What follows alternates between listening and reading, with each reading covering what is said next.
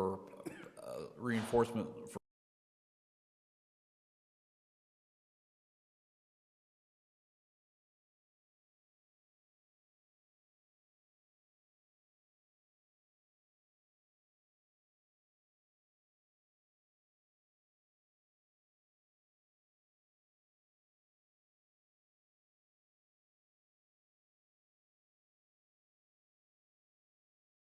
to approve? Motion. Motion by Jeff, is there a second? Second. Second by Jason, all in favor, please say aye. Aye. Motion carries. Good luck with the snowstorm, Eric. Next is request to approve a road cut for AT&T Fiberboar across 116th Street. Jason? Jason Taylor, Director of Engineering. Before you is a road cut. It's for a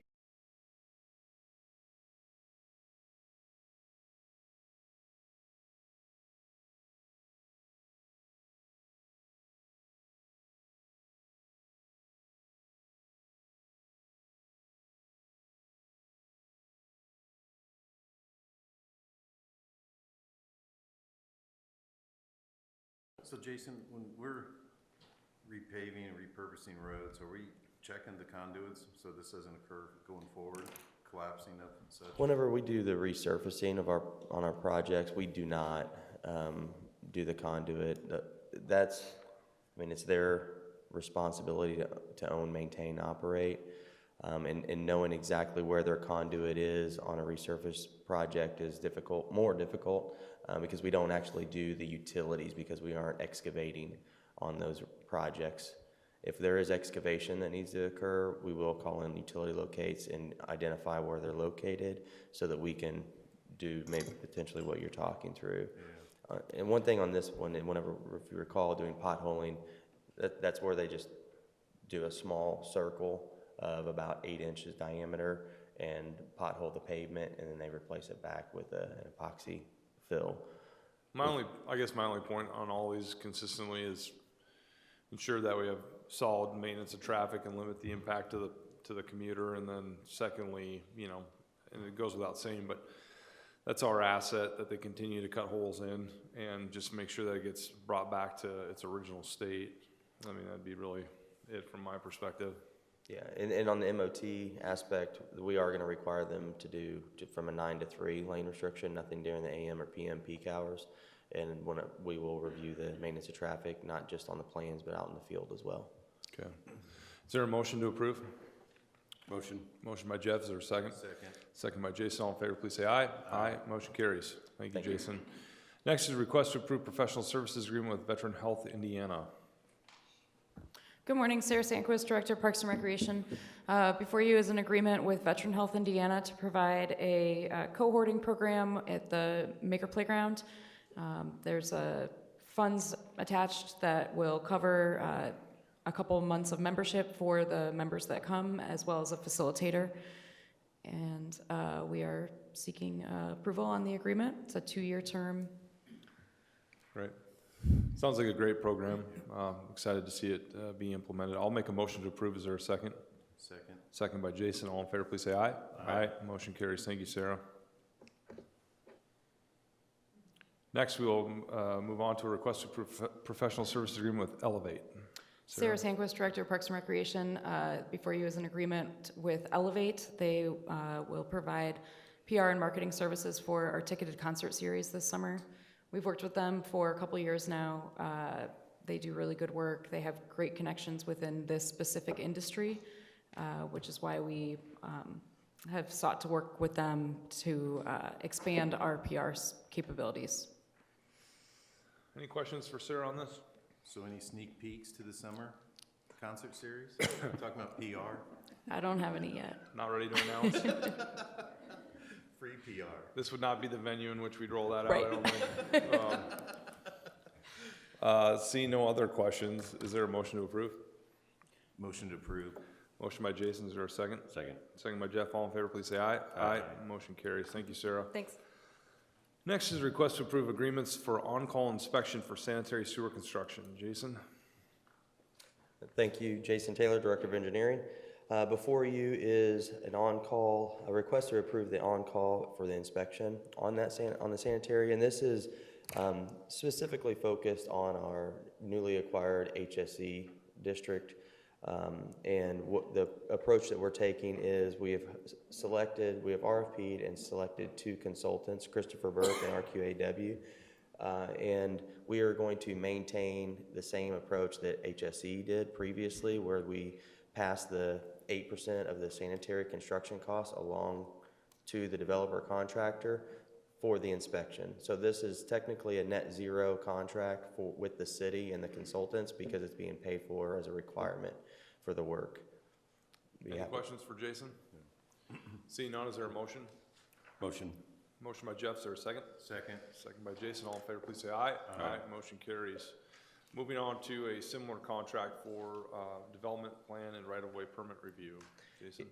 Yeah, Jason Taylor, Director of Engineering, and as the mayor said, this is similar, but this is for the plan review of site development projects as well as our right-of-way permits. This is almost a staff augmentation, supplementation scenario. We have put in our budget as of last year for this year that even prior to the HSE acquisition, we had money budgeted aside through the GO bond. This is helping my staff do the review on the increased volume of development that is coming in addition to previously not reviewing the sanitary, now having that ability to utilize a consultant. Because of the workload, we have selected 3 consultants, American Structure Point, Butler, Fairman, and Seifert, as well as Fritz Engineering. Any questions for Jason? Seeing none, is there a motion? So moved. Motion by Jason, is there a second? Second. Second by Jeff, all in favor, please say aye. Aye. Motion carries. Thank you, Jason. Next, we have a request to approve agreement for State Road 37 and 141st Street Sanitary Lift Station. You tired of seeing me yet? No, not yet. Yeah, again, another item that is related to the HSE utility acquisition. This was previously being managed and designed by HSE Utility and Samco for the State Road 37 project as part of the relocation because of that project. This is not a change in any cost associated with the overall project of the lift station itself. If anything, it's going to help us be able to manage and streamline and be more efficient in the design and construction. We are utilizing the same consultant that was previously performing the design. Although it was 100% per HSE Samco, in our mind it's more 75% because of our public bid process versus Samco not having to follow that, as well as our standards we need to adjust and bring it into our standards and requirements. So this contract is to complete that remainder 25%, take it to bid, as well as during the construction have that consultant on board to be able to help answer any questions related to the design. Questions for Jason? Seeing none, is there a motion to approve? Motion. Motion by Jeff, is there a second? Second. Second by Jason, all in favor, please say aye. Aye. Thank you, Jason. Next, we have a request to approve, let's see here, Oleo Road Improvement Construction Bid Award. Yeah. So Jason. Now we're tired of you, Jason. Jason Taylor, Director of Engineering. This is Oleo Road near Geis Waterfront Park, and we are just condensing the driveways. We worked with the Hamilton County Highway Department as well as the Marina to take the 3 existing driveways, reconstruct them so that they are only 2 that are aligned across from each other. And we put this out to bid through the public bid process. The award lowest bidder was Ulco, and for some reason I don't have my list. There it is. Ulco at $281,003.41. A&F Engineering performed the design for us. They reviewed the bids. In your packet, you'll see the bid tabulation and comparison. We are recommending this project for award. Any questions? No. Seeing none, is there a motion? So moved. Motion by Jason, is there a second? Second. Second by Jeff, all in favor, please say aye. Aye. Motion carries. Thank you. It's about time, Jason. Item 15, a request to approve professional services agreement for a wastewater collection and treatment master plan. Oh, it's Jonathan now. Good morning, Jonathan Valenta, Assistant Director of Public Works Water Quality. The city is in need of an up-to-date wastewater utility master plan that not only captures changes in the collection and treatment facilities since the previously completed master plan in 2007, but also incorporates recently acquired Hamilton Southeastern Utilities collection system. This wastewater treatment master plan will review and address current wastewater collection system treatment facilities issues and will provide a roadmap for the next 20 years for future expansion and operation for both the collection and treatment systems. The city sent out a request for qualifications for development of this master plan, received 5 statement of qualifications. Of those 5, 2 were chosen for interviews. Based on abilities, qualifications, and relevant project experience, the team of Clark Dietz and Commonwealth Engineering were selected for the project. It is worth mentioning this project includes significant flow monitoring, which includes the installation and maintenance of 45 flow meters and 12 rain gauges. Scope of work is a not-to-exceed amount of $709,910, which includes $248,000 for that flow monitoring. Staff recommends the approval of this agreement. I'd be happy to answer any questions. Is this a 12-month project or? Yes, it would be, so there's a couple deliverables throughout it. We're looking for some of those short-term capital plan items that can be identified for the upcoming budget for next year. But the hope is to have this all completed by the end of the year. Gotcha. Any additional questions for Jonathan? Seeing none, is there a motion? Motion. Motion by Jeff, is there a second? Second. Second by Jason, all in favor, please say aye. Aye. Motion carries. Next is a request to approve professional services agreement for the Scada integration. Jonathan? Again, Jonathan Valenta, Assistant Director of Public Works. This is a project to integrate the recently purchased 29 HSC lift stations into the city's Scada system. This will provide control and monitoring of the acquired lift stations, and it will match our existing lift stations that we have. Donahue Engineering was selected for this integration based on previous work experience. The project is a not-to-exceed amount of $68,000. Staff recommends the approval of the agreement. Any questions for Jonathan? Seeing none, is there a motion?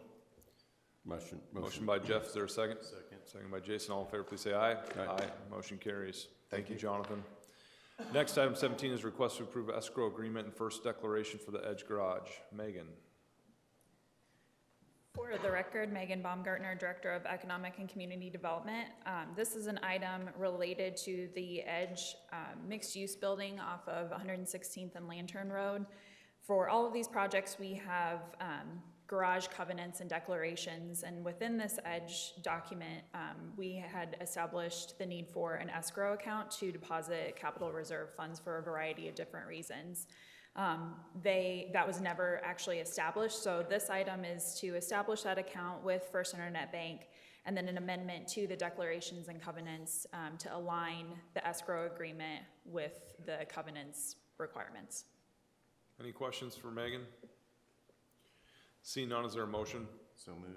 Motion by Jason, is there a second? Second. Second by Jeff, all in favor, please say aye. Aye. Motion carries. Thank you, Megan. I appreciate everyone's patience, but we did do 17 items in 21 minutes, so we were moving right along. We'll now move on to the 5G cell tower portion of our agenda. We'll have Tammy report out on the interactions between Verizon and the neighborhoods, and then we'll take those into consideration. We will ask for public comment for each of these, so please be patient as we move through these. First up is item 18, which is a request to approve residential waivers to install small cell facilities in Oxford Park. Tammy? Tammy Houston, Assistant Engineer. Before you is Oxford Park. There are 2 locations proposed within Oxford Park. Only one has been submitted for a permit, and that is at 11069 Stratford Way. Verizon and Fisher staff spoke with the HOA and interested residents back in November of 2020 and also in October of 2021 to discuss these locations. The location, even though Oxford Park is excuse me, they are not in favor of the 5G small cell structures. They have agreed on the proposed location as long as it's as close to the property line as possible. It shows a little bit offset of the property line because of some trees in that area. The HOA would like to have a black structure with no street lights on it. And Verizon is here to answer any questions. Thank you, Tammy. Is there anyone here from Oxford Park that would like to speak? Seeing that there's no one, So those commitments were agreed to by Verizon, the black pole, no lights? Yes. All that, okay. Are there any additional questions from Jeff or Jason? Location seems consistent with others that we've approved. I agree. Is there a motion? Motion. Motion by Jeff, is there a second? Second. Second by Jason, all in favor, please say aye. Aye. Motion carries.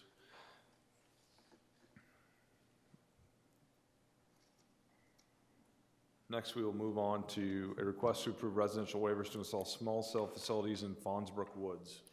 Tammy Houston, as Assistant Engineer. In front of you today is 5G permits for Fonsbrook Woods. There are a total of 4 structures proposed within the neighborhood. One was approved previously in 2020, and 2 out of the other 3 have been submitted for a permit.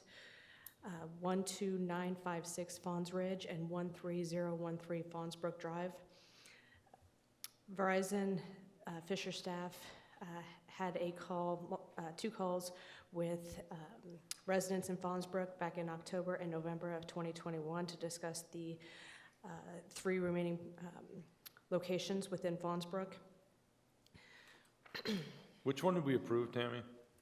The one that is 8163 is approved. That Okay. is the yellow dot right there at the Yep. close to the entrance. During the calls with Verizon, the Fonsbrook residents did propose several different locations outside of the neighborhood. The church location along Allisonville or along 131st Street. They also proposed going on to the Winding Creek Lift Station site that is farther to the southeast of Fonsbrook. Verizon stated that they would not be able to go outside of the neighborhood because it's too far away from the area that they are trying to cover. Fonsbrook residents requested them to take Verizon to look at possibly reducing the number of 5G structures from 4 to 3 or even 2. Verizon stated that because of the topography and the layout of the streets, they would not be able to do that. Verizon stated they were also not able to move the proposed locations to any of the intersections because of the layout of the streets, because of the curvature of the streets. They were not able to get the coverage if they were at intersections.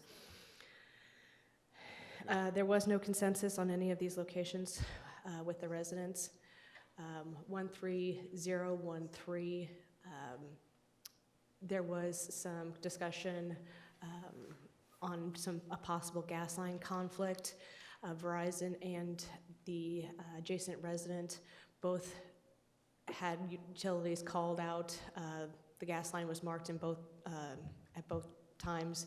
They were marked in a little different location each time, so until the gas line is actually spotted, they would not be able to determine whether or not it's able to go there or not. Verizon is here to answer any questions that you may have. Okay, thank you, Tammy. Is there anyone here from Fonsbrook that would like to speak? Before Tammy, one quick, on 8241, is that proposed? 8241 is proposed. It has not been Not submitted submitted. for a permit. Thank you. Okay, come on up, and if you just state your name for the record and address, that'd be great.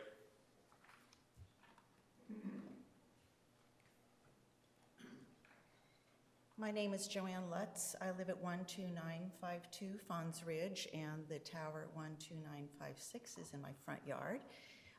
I do have a question, and I do have a request. The request is that there be no street light, because if there be a street light, it would be shining right into one of our bedrooms.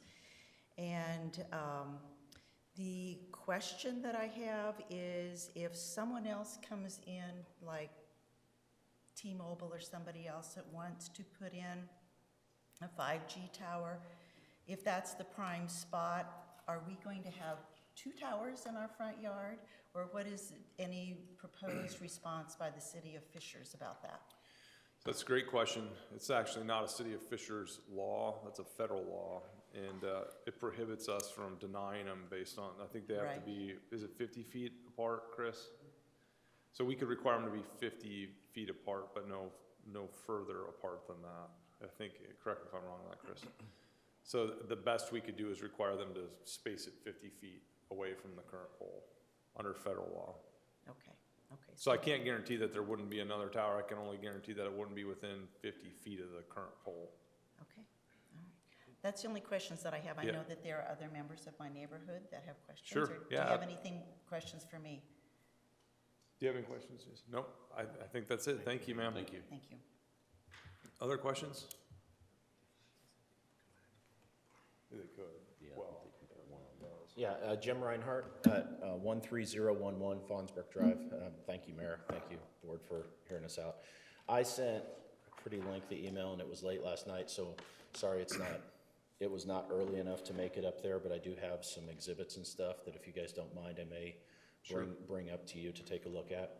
I really kind of want to focus on two things, one being the process, and the second is the tower that's in my front yard right out my window.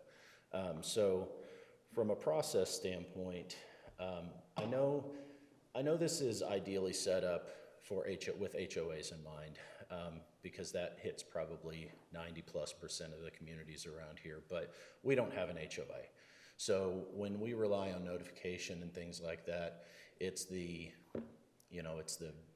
it's in your front yard or you're within 200 feet, and then for us, it's spread it by word of mouth. We had enough interest that even in our community, knowing that it was very limited on who got notifications, we still had 8, 12 people every time we got together. And you probably can see out in the crowd, there's several people that are interested. They're either going to step up and talk, or they're at least interested to see where this thing goes, because there was a lot of opposition. Speaking of process with Verizon, it has been difficult at best.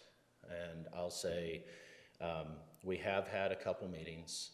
It was never clear what the purpose of the meeting was, how it was supposed to be, what the expectations were coming into or coming out of that meeting. So I think everyone, we had probably, 8, 10 people on our side just there to speak their mind, thinking that maybe it's like this forum where they would get a chance to say this is what our concerns are. And it went everything from we don't want towers to how can we work with you to either reduce or at least move them somewhere else. And I got a bullet list of things that I feel like they just show that Verizon really wasn't interested in working with us. So a few things that were suggested and just ignored by Verizon. In the waiver process, it states that proposed facilities should endeavor to meet the following specifications: minimum tower separation, 1,000 feet. We've got towers and no two towers are 1,000 feet apart in what they've proposed. So I know there's a lot of discussion about focusing in on this tower, focusing in on this tower. We tried to look at it more holistically for our community. And the 8241, the one that's in red, 12956, those are less than 500 feet apart from each other. I mean, I feel like they've made no effort to even try to get to this 1,000-foot spacing that is kind of a preferred. And if we're flirting with 700, 800, 900 feet, and you have a couple that are over 1,000, we may be having a different conversation. But when you go down to 450 feet, I don't even feel like there's an honest effort. I also understand that it's the city's desire to try to place them at intersections. The 3 that you see proposed, none of them are at intersections. They're all in people's yards. They're on people's front yards. We talked about the inconsistency. I spent, I don't know how much time looking at the plan for Fonsbrook, the plan for all of the surrounding subdivisions that we have. And what I noticed, the pattern I noticed was it's just a lot tighter in Fonsbrook than it is anywhere else. So we were like going into asking what dictated this spacing? What made Fonsbrook be the subdivision that had more towers per house than any other neighborhood surrounding us? And all we kept hearing back was, oh, that's proprietary. We can't give you any of that information. We would give them a suggestion and they would say, give us a little context so we can understand what you're trying to accomplish. But they weren't willing to share anything with us on the details of how things are placed. Not, we can't move it 200 feet because of that. They wouldn't even go into that. It was just, that's proprietary information. State and federal law says we don't have to share that, so we're not gonna share it. Let's see, sorry, get lost here. Yeah, we did provide a map, and this is the one that, do you mind if I approach? No, sure, go ahead. Okay. We sent a map to them, and this was the map that we sent over, saying, hey, let's look at this a little more holistically. Let's kind of step outside of looking at one tower and saying, how can it simplify it? Okay, what was that? Yeah, you can put it up on the. Perfect, thanks. There you go. Next, please. Yeah. Give me 1 second.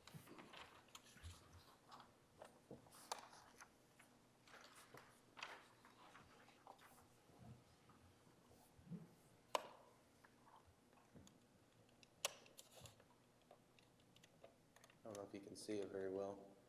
Yeah, we can see it. And just so you know, everything that you're seeing here was submitted to staff. Like I said, it was just submitted late, so if it needs to go into the record, that's not a problem. You can see on the top map, this is what we were looking at. And we tried to take this approach of, again, not moving one tower at a time, but let's look at the whole area, let's look at the surrounding area and see if we can get coverage a little bit differently. And what you see down below, and it's hard to make out, I guess, but there we go, there we go. There's a yellow HOA alternate, all the alternates that they analyzed are in yellow. And the one that's missing is right in the middle of the subdivision. You see, we suggested one in the middle of the subdivision, and they didn't put it in there. And then they told us, your plan for alternate tower locations doesn't work. Well, of course it doesn't work, because by taking that tower out, you double the spacing for everything else. So, thanks. Thanks for the help. So, I don't know, I feel like it's just a pattern of, they're not trying to work with us, they're not sharing information. Every time we would get into correspondence, it would be weeks at a time that we would not hear anything back. The meeting continued on us multiple times and trying to get homeowners that are interested in coming into this meeting to reschedule their work schedule. I just kind of applaud the people that came because of the persistence. They've planned on being here whenever this was going to be on the agenda. So, Thank you for your comments today. I very much appreciate that. Is there anyone else from Fonsbrook that would like to speak? Yes, ma'am. I do have, when we get finished, I do have some questions specifically on the one that's in my front yard, Okay. if it's okay. Yep. Hi, I'm Debbie Bishop, 13028 Fons Run in Fonsbrook Woods. As you know, we don't operate under a homeowners association. And as we just heard, there were some meetings going on throughout, I guess, October, November, which not everybody in the community was notified of. I wasn't, I just found out about this in December. So as you can tell, my neighbors aren't happy that these towers are going to be installed in Fonsbrook Woods. Specifically unhappy are those who were told the towers were to be put in their front yards. Those residents did get together and decided they'd ask to move the towers out of their yards and into mine. They met without my knowledge and did not tell us of the change. We did have one neighbor who finally did tell us of the change, otherwise I would not be here today. So as these neighbors are looking to move the tower out of their yards, they neglected to look at the property they want it moved to. The new proposal places the tower on the corner of Fonsbrook Drive and Fons Run. This tower already contains the other utilities needed for our neighbors to live and leaves no space to install additional infrastructure. There's a picture of it. I've got several more here. But on there, we have the street sign, the stop sign, we have the fire hydrant, we have a rain sewer for runoff, a utility access point. All of that is right there on the right-hand side of that picture. And then also Comcast came in 2 years ago and put in a 6-foot fiber optic manhole. And you'll notice also that there is a big tree there. On a personal side, this corner has been plumbed for irrigation on both sides of the street. And that was from well before we moved in. So there's a lot of other things that weren't considered when my neighbors decided that they wanted to move it in here. And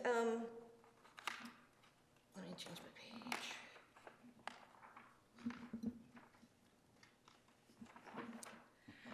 And what I would like you to do is to keep the original positions of the 5G towers and begin those installations. And I want to thank you for your consideration. Thank you. Just to clarify, Tammy, was there a permit moved?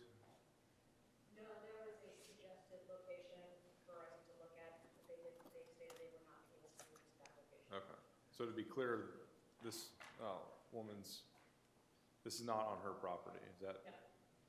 Okay. Just to be clear, there is no pending permit on your property today? Correct. I knew my neighbors wanted to put it there. Okay, all right, thank you. Yes, sir.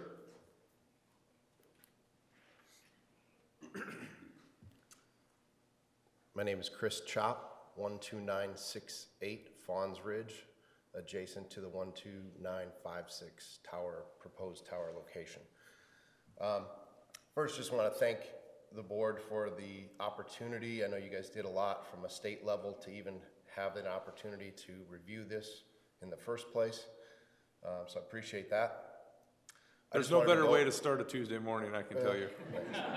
I just wanted to really go on record. I know there's limited things that we can do to stop this from a federal level, et cetera.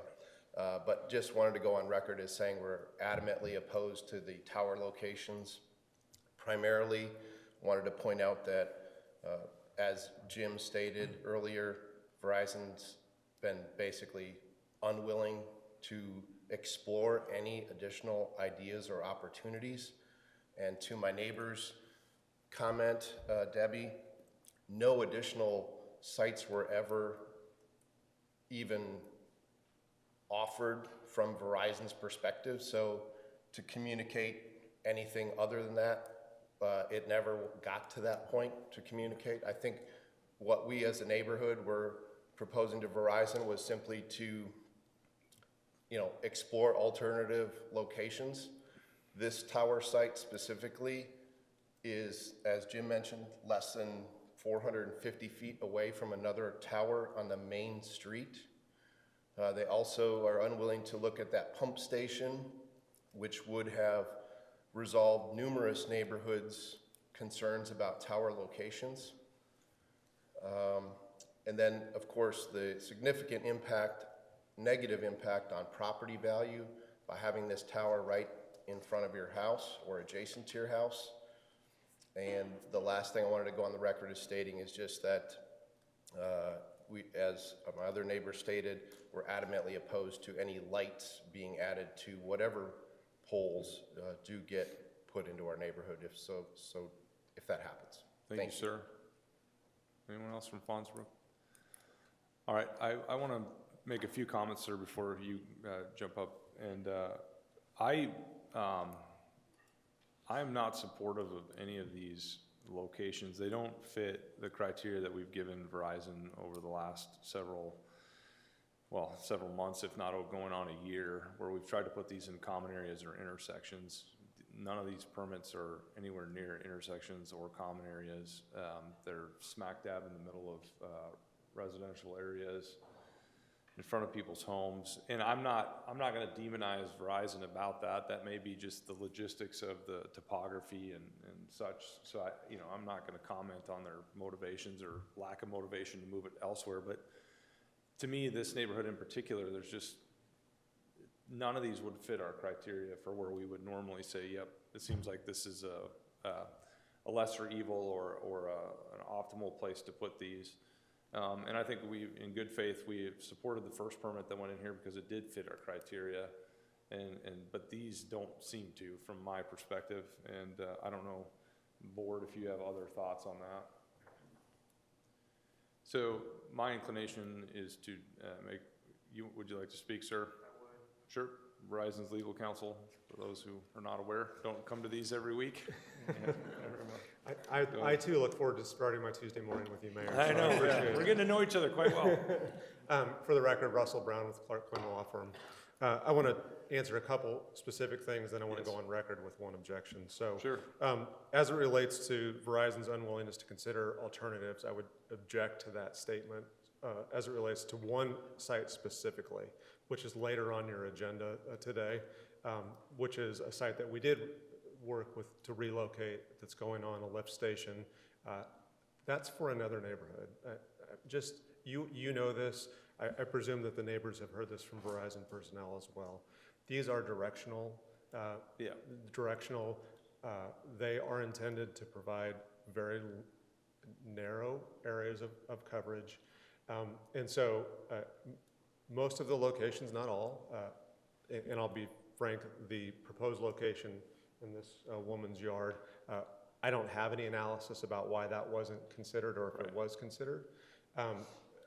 But I do have analysis about everything else that was pushed outside of the neighborhood. And all of those don't meet coverage objectives within this neighborhood.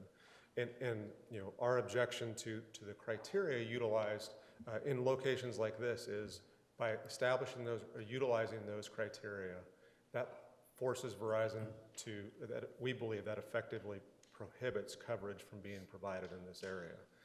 And that's the challenge here, is if you're pushing stuff outside the neighborhood because of the criteria that the city has created, we believe that effectively prohibits the ability to provide coverage in this specific area. This neighborhood does, I mean, you can look at the aerial here, has significant tree coverage in a lot of the areas that, as you know, that impacts the ability and the distance that this signal can carry. And that's why you have more in a location like this. These are done based on certain coverage objectives.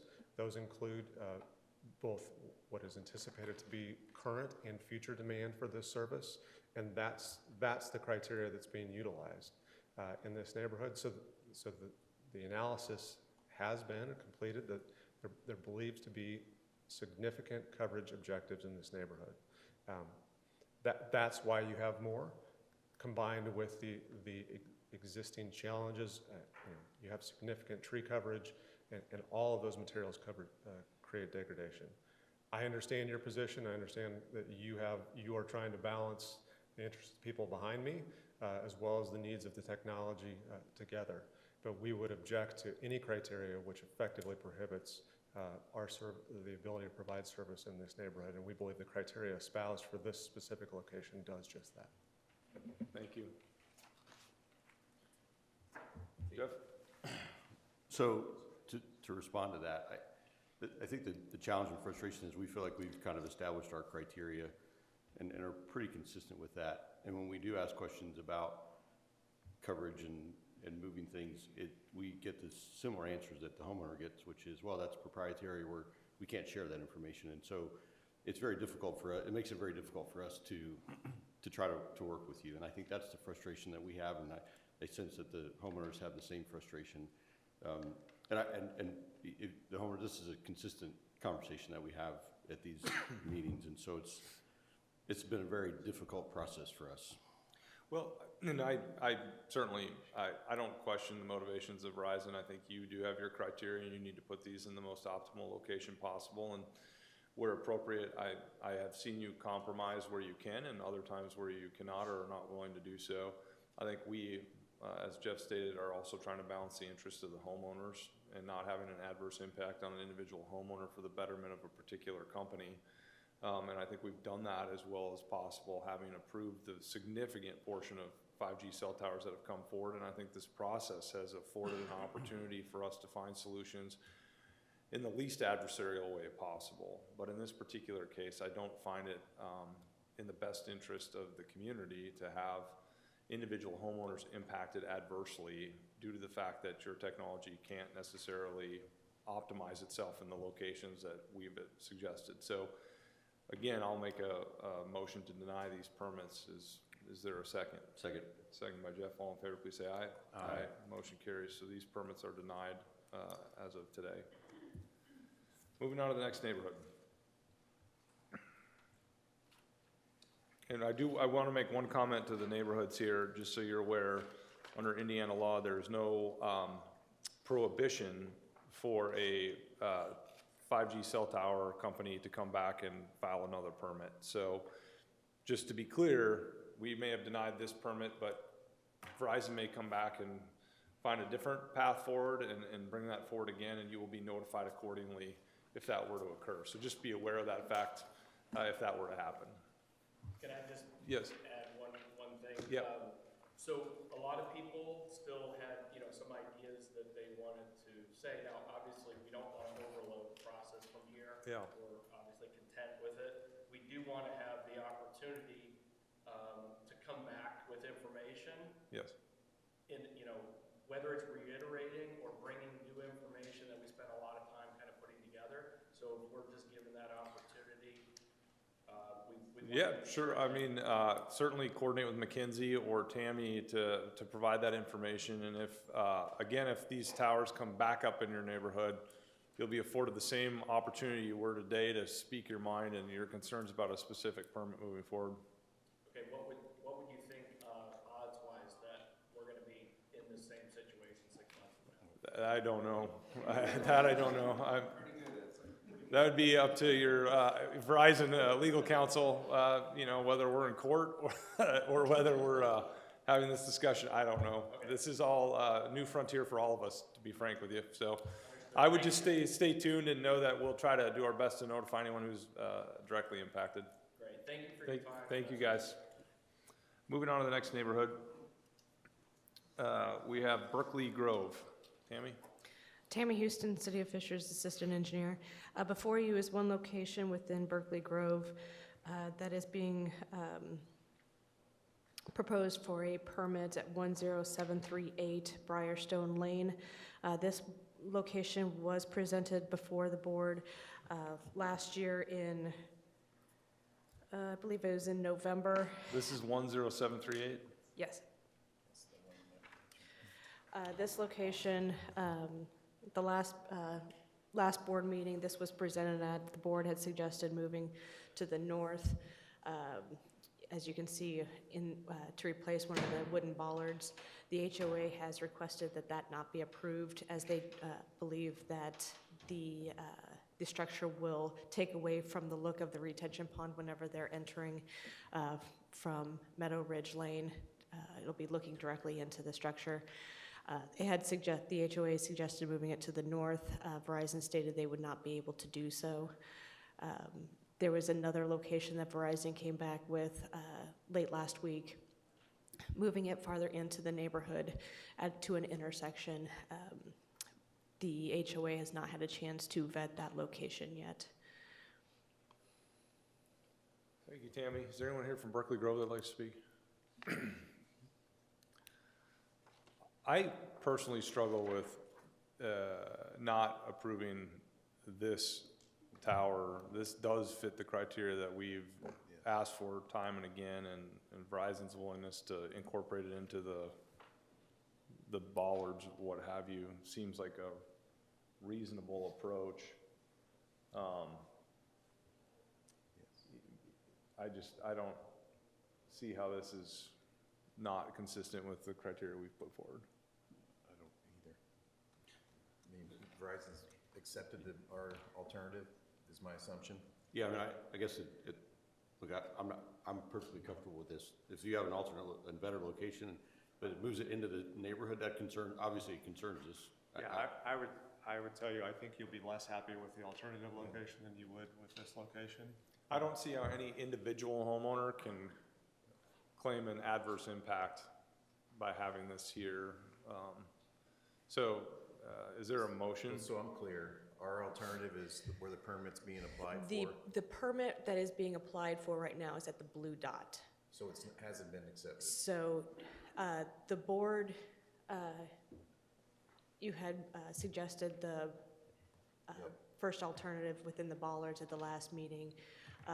The HOA did come back yesterday, I believe, late yesterday, saying that that is acceptable in the second alternative. They would prefer the one to the north. Wait, I'm confused now. So the blue dot. The blue dot is what is submitted for the permit. And then we asked them to move it to the middle, Correct. and they've said what? The HOA, So it did- the HOA prefers not to have it there if possible. They would prefer it to be on the north end of the And bollard. Verizon saying not north end, but they can Not the handle. north end, but in the wooden In bollards. the middle, they can handle. They can do that. But then Berkeley Grove said, well, this would take away when people drive in, they would have to see the pole in Yes. context with the pond. Yes. It's still by far the least impactful on any homeowner, individual homeowner. Yeah. I mean, if there's a motion, is there a motion? I will make a motion to approve this. What's Middle labeled dot. as BPW alternative. Yeah. Is there a second? Motion by Jeff, second by Jason. All in favor, please say aye. Aye. Motion carries. All right.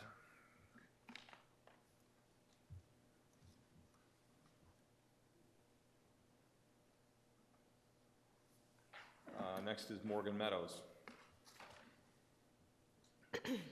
Tammy Houston, City of Fishers Assistant Engineer.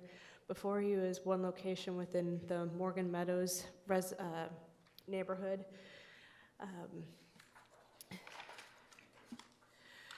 The original proposed location at 8699 Royal Drive is at the intersection of Royal Drive and Meadows Drive.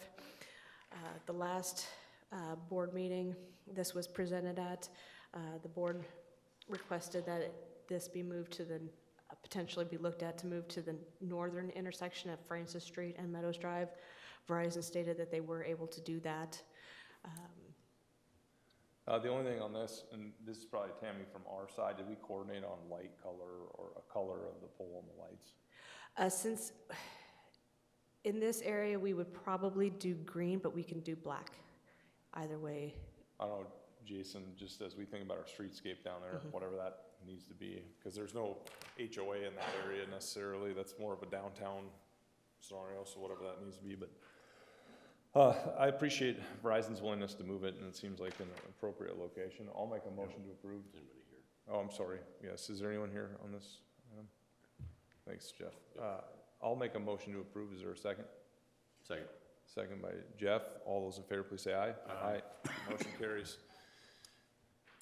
Our final one for today is the reserve at Lantern. Tammy Houston, City of Fishers Assistant Engineer. Before you was one location within the reserve at Lantern. The original location that was submitted for a permit was at 12693 Mustard Seed Court. During the last board meeting back in November, the board and the HOA requested that it be looked at to move the structure to the lift station area, since the City of Fishers was going to be acquiring that lift station property. Verizon took a look at it, and they would be able to move it to the lift station site if the structure was a little bit taller, but it still fits within the waiver height of 46 feet. They're requesting it be increased to 44 foot 2 inches. Is there anyone here from the reserve that would like to speak? Come on up.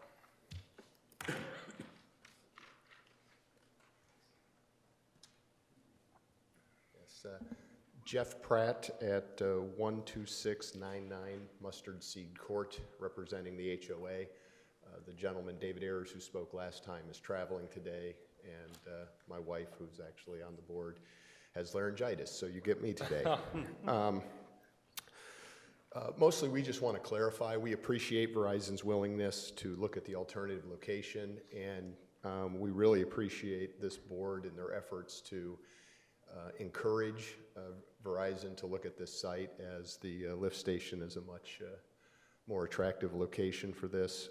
We would like to clarify that the pole be black, and that also ask that there be no lights on it, as frankly that's an incredibly well-lit lift station already. And also we hope that there's no box at the bottom. I know the newer designs are slimmer.